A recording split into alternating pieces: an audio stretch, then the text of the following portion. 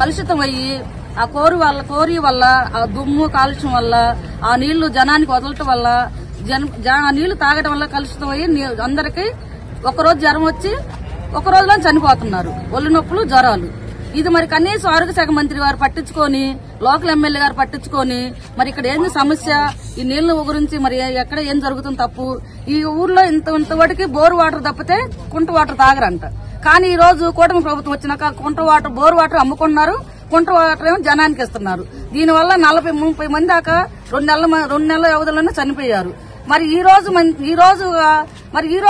ఇంతమంది చనిపోతున్నా కూడా కూటమి ప్రభుత్వం కళ్ళు తెరవకుండా ఈ రోజు అడావుడి చేస్తున్నారు. నిన్నటి నుంచి ఈ రోజు నుంచి అడావుడి చేస్తున్నారు. కానీ ఇంతవరకు సమస్య క్లియర్ అవ్వలేదు.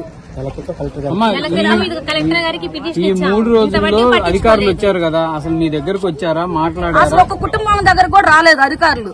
ఏందన్న సమస్య కూడా అడగలేదు. అదేమంటే ఎటకారంగా మాట్లాడుతున్నారు. హెచ్ఐవి వచ్చి చనిపోయారని చూస్తున్నారు. ఒక్కరికన్నా హెచ్ఐవి ఉందాం టెస్టులు చేయమనండి. మరి వాళ్ళ ఆరోగ్యం అంత ఫైల్ ఉంది, ప్రతి ఒక్కరికి బాగాలని ఫైల్ ఉంది.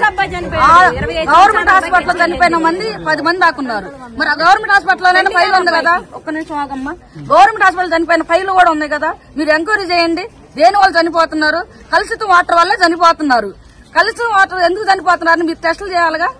కనీసం ఆ టెస్టులు కూడా చేయకుండా బోర్ వాటర్ ఏమో బయటకు అమ్ముకుంటున్నారు, కలుషిత వాటర్ ఏమో జనానికి ఇస్తున్నారు. అంటే జనం ప్రభుత్వం ఎంత నిర్లక్ష్యం ప్రాణాల మీద వ్యవహరిస్తుందని మేము కోరుకుంటున్నాం.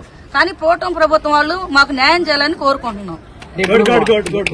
వాటర్ సమస్యకు సంబంధించి ఏర్పాటు నిన్న ఎమ్మెల్యే గారు ఆదేశించారు అన్నారు. ఏమన్నా మార్పు వచ్చిందా? ఏమీ రాలేదు. అసలు ఎవరిని ఏమి వస్తున్నారు, ఊరకాడ క్యాంపెయిన్ కాడ కూర్చున్నారు, వెళ్తున్నారు. ఇంతవరకు ఎవరు చనిపోయిన వాళ్ళ కుటుంబాలు ఏంటన్నది, చనిపోయిన వాళ్ళ కుటుంబాల కాడికి వెళ్లి మీ కుటుంబాలు ఎందుకు చనిపోతున్నారు మీ అని కూడా ఒక్కళ్ళని కూడా అడగలేదు. మీకు ఏమైనా సాయం కావాలని కూడా అడగలేదు.